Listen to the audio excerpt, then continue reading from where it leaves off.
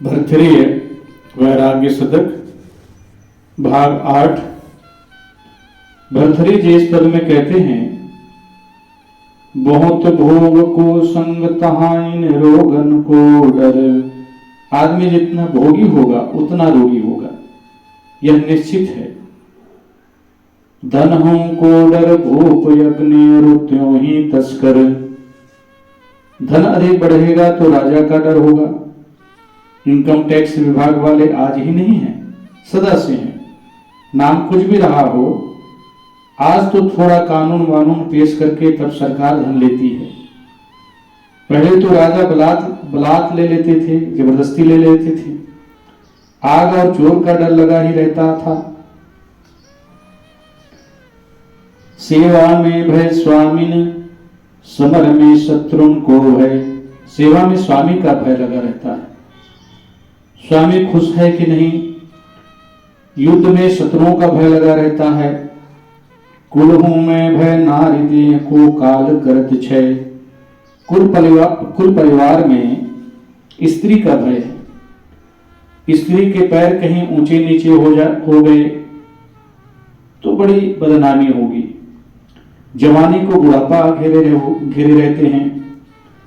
जवान लोग जिनकी अभी मूछें ठीक से नहीं आई हैं, अगर वे बूढ़ों को देखकर मुस्कुराते हैं कि देखो ये बूढ़े लोग पके पके बाल वाले हैं, तो वे सब भी एक दिन बूढ़े हो जाएंगे।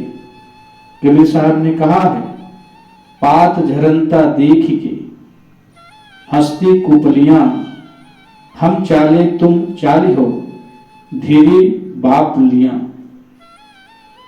पतझड़ देखकर कोमल पत्ते हंसने लगे, अरे ये पीले पीले कड़े कड़े हैं इसलिए झड़ रहे हैं। तब पीले पत्तों ने कहा, ए पगले हम चले लेकिन यह दशा तुम्हारी भी होगी। इसलिए जवानों को अहंकार नहीं करना चाहिए, क्योंकि थोड़े वर्षों में ये जवान भी बूढ़े होंगे। शरीर को काल छीन कर रहा है। अभिमान डरत अपमान सो गुण डरपत सुनी खल शब्द। अभिमानी अहंकारी आदमी को अपमान का डर रहता है। अभिमानी आदमी जहां जाता है सोचता है कि हमारा अपमान ना हो जाए, हम नीचे पीछे ना बैठे जाएं, हमारी पूजा पीछे ना हो। महंतों के बीच में जाओ तब यह रोग देखने में ज्यादा आता है। पहली बार जब मैं महंतों के बीच गया तो वहां जो संकट और नरक देखा कि हद था। दाहिने कौन बैठेगा, बाएं कौन बैठेगा, आगे कौन बैठेगा, पीछे कौन बैठेगा। भोजन के समय किसका पाटला एक सूत ऊंचा है, भोजन की थाली किसकी पहले आई। भोजन की थाली 1 सेकंड के पहले जिसके सामने जाए वह बड़ा है, और 1 सेकंड पीछे आए वह छोटा है। यह बात नहीं कि सब महंत ऐसे होते हैं, निर्माण महंत भी होते हैं। महंत है लेकिन विनम्रता से आगे जमीन में ही बैठ जाती है और सेवा करने लगती है। तो अभिमानी आदमी को अपमान का डर लगा रहता है। गुण डर पत सुने खल शब्द।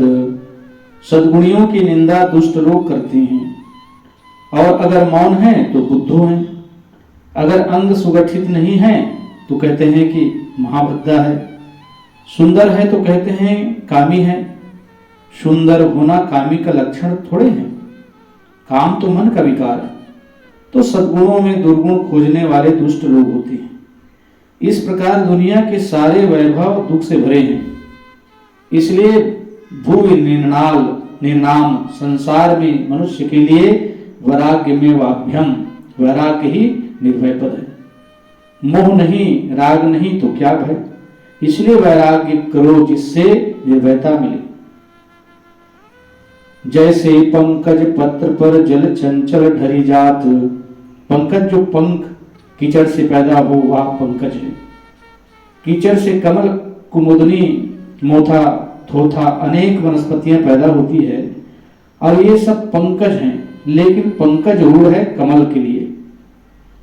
पूरी दुनिया में 3 प्रकार के शब्द होते हैं, रूढ़, योगा और योग रूढ़। रूढ़ शब्द ही प्राकृतिक है। योग शब्द विद्वता से बनाया जाता है, सरल भाषा पहले होती है संस्कृत भाषा यानी शुद्ध भाषा, विद्वान लोग गढ़ते हैं। गांव वाले फिर उस संस्कृत भाषा का अपभ्रंश कर देते हैं, सरल बना देते हैं, क्योंकि सरलता में कहने सुनने में प्राकृतिक भाषा की सरल होती है।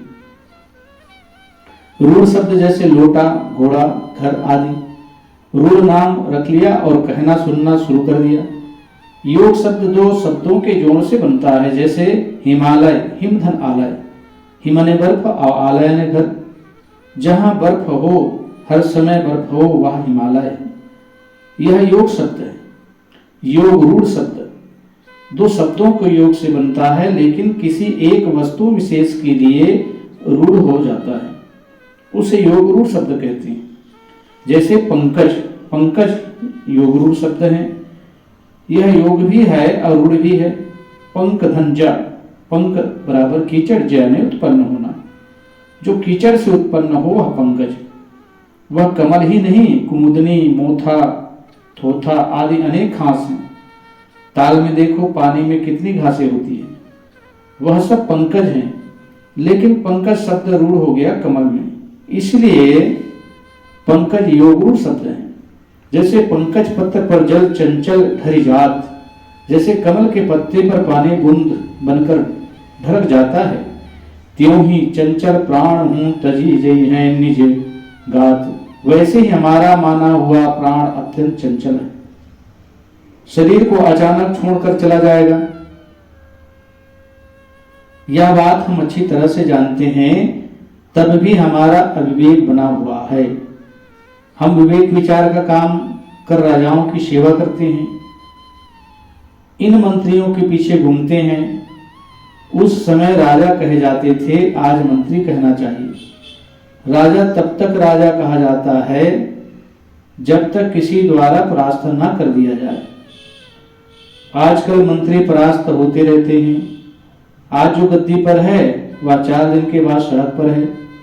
आज इसके लिए जहां जाता है जुलूस निकलता है, किंतु कल जब वही आता है तो उसे कोई पूछने वाला नहीं रहता। इतने नश्वर संसार में आकर हम विवेक विचार और साधना नहीं करते, और राजा तथा मंत्रियों के पीछे ही करते घूमते रहते हैं। इतना ही नहीं, हम अपने गुणों का बखान करते हैं।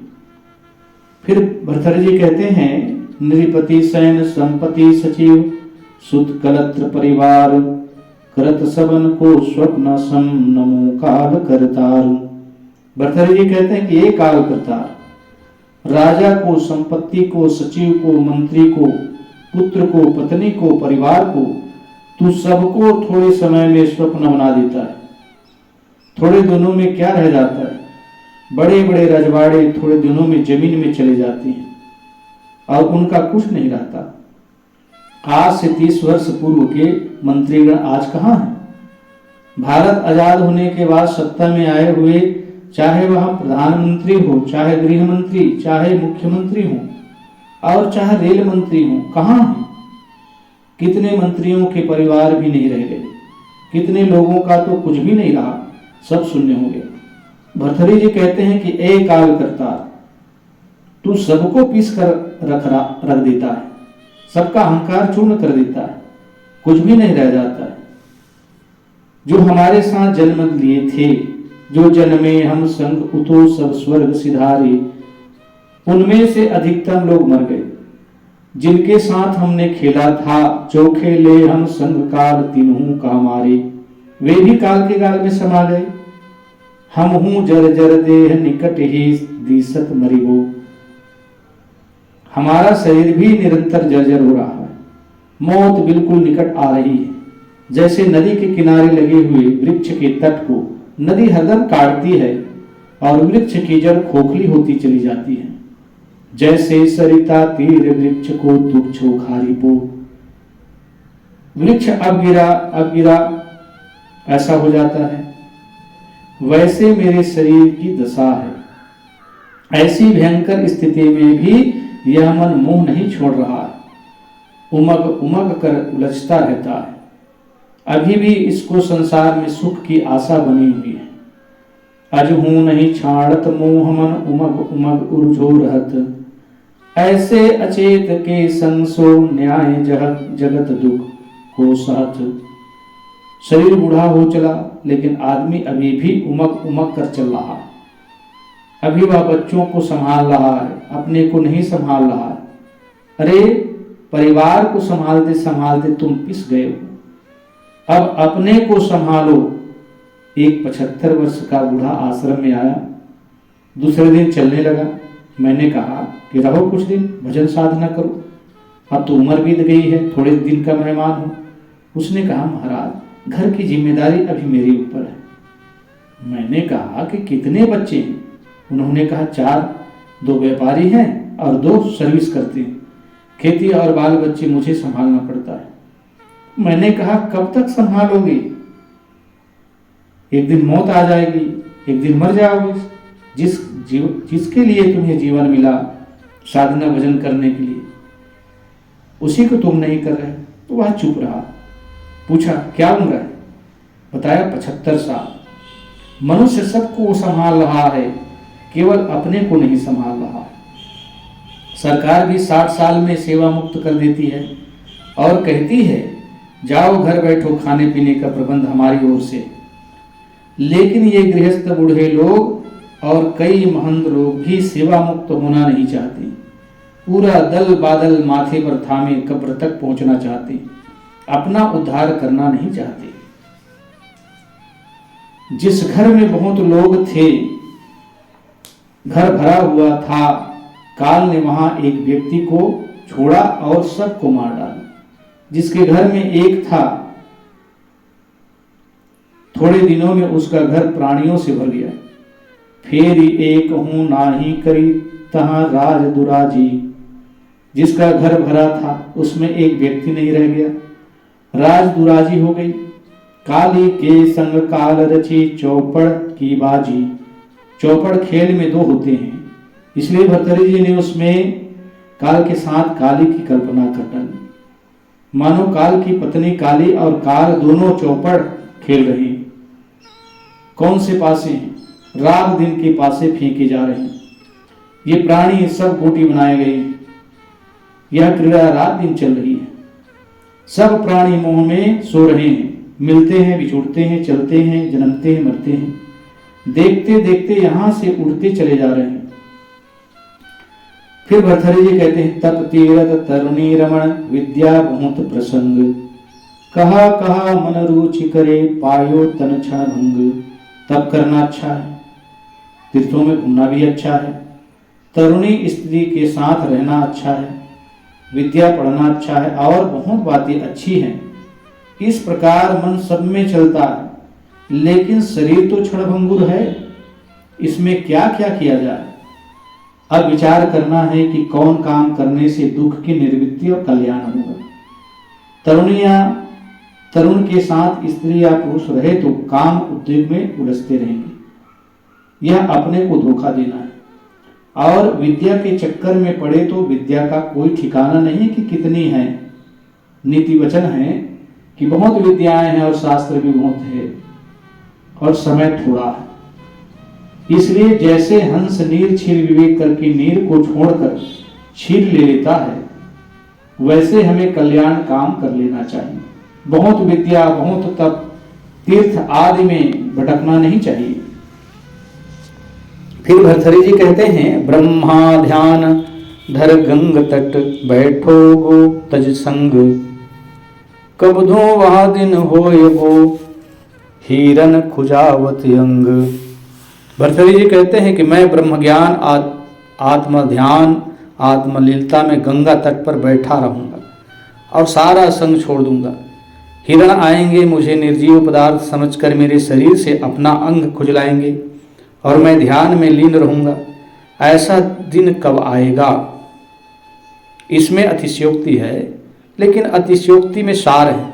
ऐसी निर्द्वंदता, ऐसी शांति मिलेगी जहां पर सारे मोह का क्षय होगा और मैं